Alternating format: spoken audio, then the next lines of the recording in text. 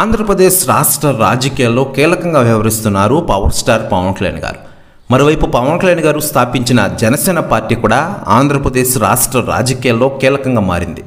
Party 11వ వార్షికోత్సవం చేసుకుని 12వ సంవత్సరంలో అడుగుపెట్టింది. పార్టీ ఆవిర్భావ దినోత్సవం సందర్భంగా పిఠాపురంలో భారీ బహిరంగ సభను నిర్వహించిన విషయం మనకందరికీ తెలిసిందే.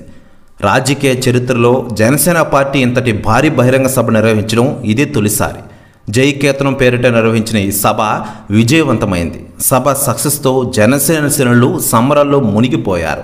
చిత్రాలు నిర్వహించిన బహిరంగ సభ భారీ విజయం కావడంతో మిత్రపక్షాలతో పాటు ప్రతిపక్ష పార్టీలు ఆశ్చర్యం వ్యక్తం చేశాయి. మరోవైపు పవన్ కళ్యాణ్ గారి గురించి, జనసేన పార్టీ గురించి చాలామంది స్పందిస్తూ ఉండగా తాజాగా పవన్ కళ్యాణ్ గారి మాజీ భార్య రేణు దేశాయ్ గారు సంచలన వ్యాఖ్యలు చేశారట.